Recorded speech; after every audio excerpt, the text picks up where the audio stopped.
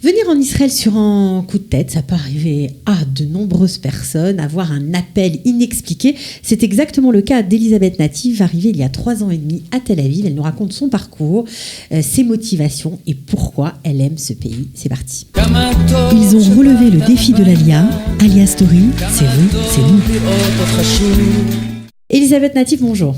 Bonjour Cathy. Bienvenue. Merci. Alors, je suis ravie de vous accueillir parce que, on va dire, vous avez un parcours tout à fait atypique et rien ne vous prédestinait à venir vivre en Israël. Je ne peux que confirmer. Alors, vous êtes bardée de diplômes, on peut dire ça comme ça, licence de droit, master de droit, master d'éco, bref, vous avez beaucoup étudié, vous avez fait plein de choses, vous avez été avocate également, et vous étiez parfaitement à l'aise dans vos souliers, on va dire ça comme ça. Vous travaillez dans de gros cabinets d'avocats, vous adoriez votre job. J'étais vraiment passionnée par mon activité professionnelle, j'étais bien, j'avais mon petit équilibre. Oui, à Paris. Absolument, à Paris, dans mon petit Paris 5e. La belle vie, voilà, c'est ça. La bohème.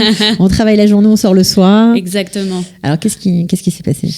Qu'est-ce qui s'est passé ? C'est une question qui est relativement vaste. Je pense que... ça peut être des petits bouts. Hein, ça peut être des petits bouts, mais c'est vrai que ça arrivait de manière relativement soudaine. À l'été 2014, justement, c'était Tsuk Eitan. Où je me suis un peu retrouvée dans mon petit cabinet d'avocat où on travaillait jusqu'à très tard, à recevoir l'info en continu de ce qui se passait en Israël, donc à travers les journaux communautaires. Donc vous étiez quand même très sioniste ? Oui, j'ai grandi là-dedans, j'ai reçu une éducation très sioniste, absolument. Ça veut dire pro-Israël, vous soutenez, mais vous ne pensiez pas vous y vivre. En fait, il y a un amour pour Israël, il y a une conviction de l'État sioniste. Pourquoi vraiment une grande admiration aussi pour ce petit État qui devient grand très rapidement.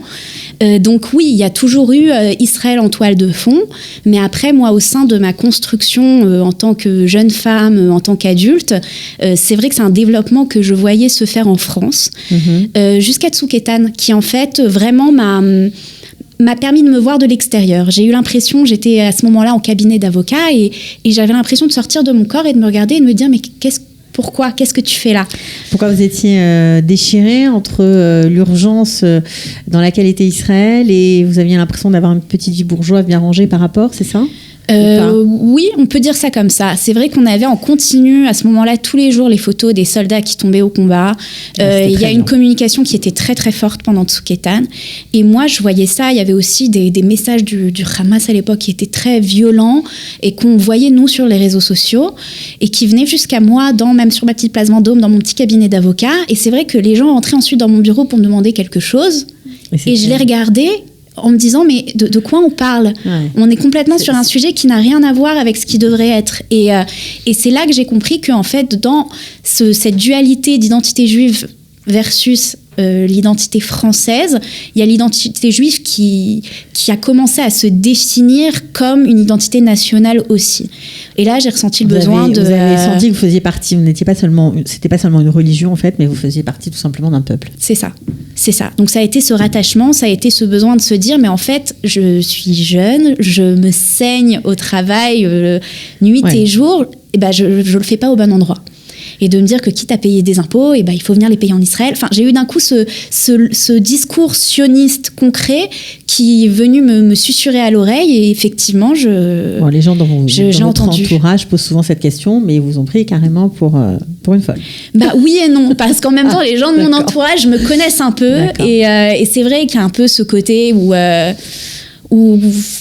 les gens me font confiance. C'est vrai que déjà instinctivement, c'est quelque chose qui me ressemble aussi. Ok, alors quand on est avocate, donc le matériel, on va dire premier, c'est la langue.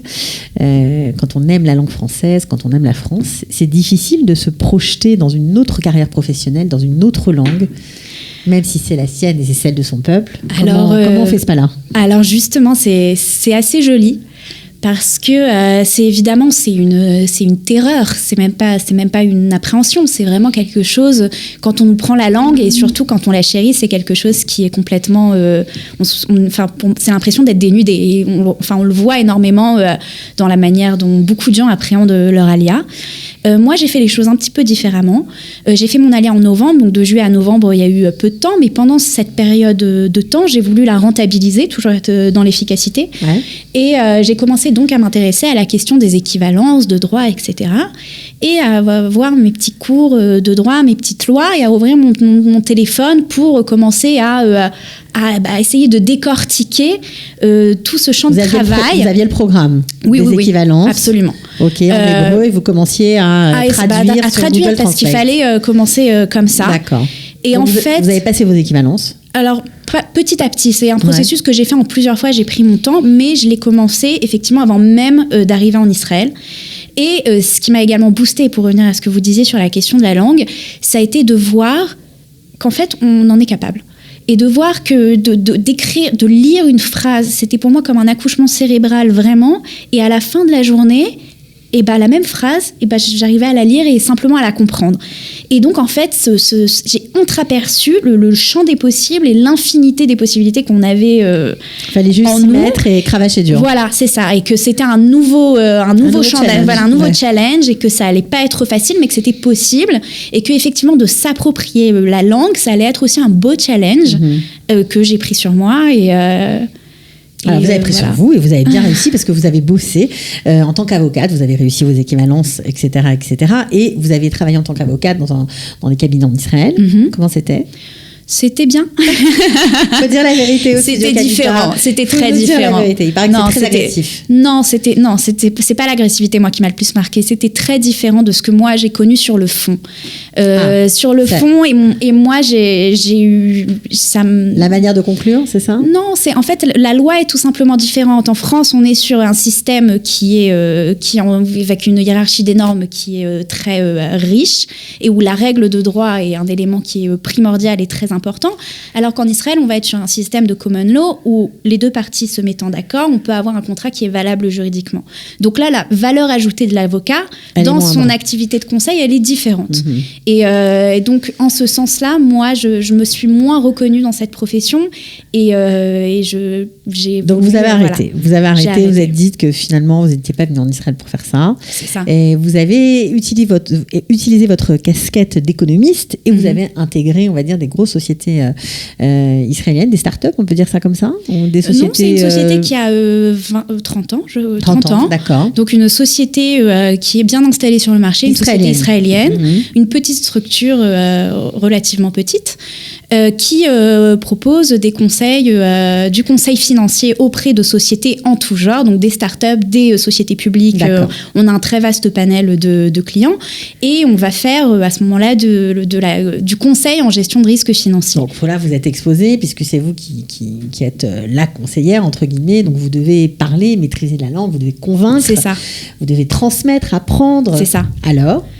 C'était exceptionnel. Vous avez cravaché dur là aussi ? Alors, parallèlement, j'ai aussi fait un Toar Sheni à l'université de Tel Aviv pendant la même période. Donc, ce qui fait que oui, en termes d'emploi du temps, ça a été le moment où il fallait tout gérer, etc. Mais en même temps, ça vous a vraiment... Sur la langue. Voilà, sur la langue, c'était absolument extraordinaire parce qu'effectivement, j'avais le master donc en diplomatie en diplomatie et sécurité à l'université de Tel Aviv qui m'a ouvert encore un champ lexical complètement nouveau et qui m'a permis également d'avoir accès à toutes sortes de séminaires en négociation, etc., à des plateformes où la prise de parole en hébreu était requise, absolument. Et parallèlement à ça, il y avait donc ce travail en tant que conseillère financière. Et oui, donc ça a été un processus d'apprentissage. Au début, ça a été beaucoup d'écoute.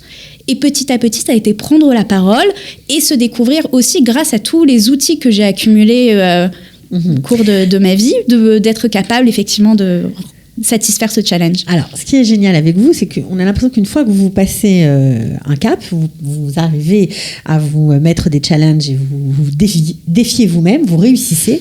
Ce que vous avez fait avec le droit, vous avez fait la même chose avec vos diplômes d'économie et cette prise de parole en hébreu, vous avez réussi. Vous vous dites, bon, bah voilà, ça c'est fait, maintenant, qu'est-ce que je fais ? Je passe à autre chose. On a l'impression que vous avez une recherche constante ici. Alors, pas que ici. Je pense que la recherche constante, c'est quelque chose...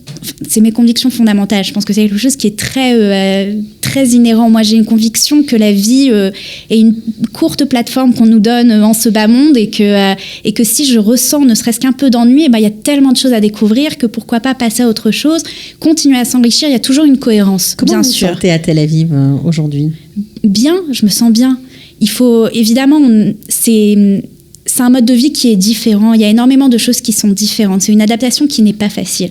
Mais au même titre que énormément d'étapes dans la vie, tout court, où qu'on se situe, ne sont pas faciles. Ouais, mais quand on dit c'est pas facile, etc., quand ça passe, les gens qui nous écoutent, ils disent bon, alors à quoi bon venir si c'est pas facile, qu'est-ce qu'on y gagne? Mais parce que la vie n'est pas facile. Le passage à la vie adulte n'est pas facile. S'adapter au monde du travail n'est pas facile. Il y a énormément de choses qui sont difficiles où qu'on soit. D'accord. Et donc effectivement, moi, ces difficultés que je rencontre en Israël, c'est au prix peut-être de difficultés que je m'épargne si j'avais continué ma vie en France. Vous vous sentez plus vivante? Je me sens beaucoup plus vivante. J'ai l'impression que les choses vont plus vite. J'ai l'impression qu'elles sont aussi plus en rythme avec mon tempérament et avec ma mentalité. Ça bouge. Que le champ des possibles est infini, qu'on aura toujours quelqu'un qui acceptera de venir et de nous écouter pour s'aventurer dans un nouveau projet qui, en France, pourrait paraître quelque chose de complètement fou et de décalé. Mais ici, c'est possible. Mais ici, c'est possible. Et moi, je me reconnais énormément dans cette mentalité qui vient avec ses défauts.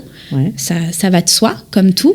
Mais en même temps, le ressenti, que ce soit du ressenti négatif ou du ressenti positif, est beaucoup plus intense. Et c'est quelque chose qui, moi, me satisfait énormément d'un point de vue intellectuel. Complètement. Ok. Alors, vous avez toujours, on ne l'a pas dit, mais vous avez une passion pour le théâtre, théâtre que vous connaissez depuis, on va dire, votre petite adolescence. Petite enfance même. Petite enfance, ouais. Avant 12 ans? Oui. D'accord, donc toute petite, ok. Et finalement, vous avez décidé, après vous être essayé à d'autres aventures professionnelles, de vous lancer carrément dans le théâtre. Pour les francophones. Alors, on ne va pas tout raconter ici parce que ce serait trop long, mais juste savoir pourquoi vous avez décidé d'en faire votre métier finalement.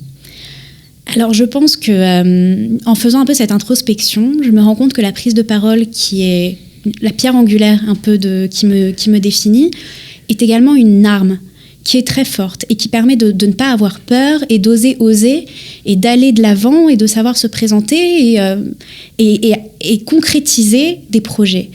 Et j'arrive aussi à un stade où j'observe la communauté francophone et je m'y implique.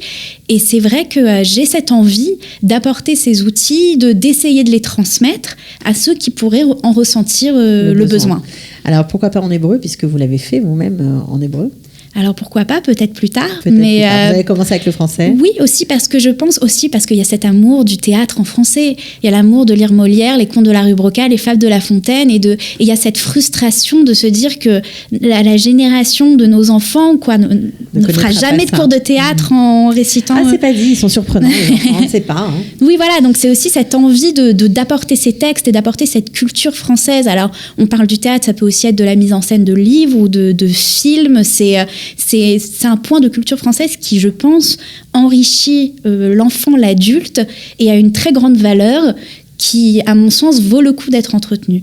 Alors, on en reparlera probablement dans une autre émission. En tout cas, Elisabeth Natif, on était ravis de vous entendre, de vous accueillir. On vous souhaite bonne chance pour vos nouvelles activités. Voilà. Merci infiniment. Voilà. Et à très bientôt. À très bientôt, Ciao. Cathy. Ils ont relevé le défi de l'Alia. Alia Story, c'est vous, c'est nous.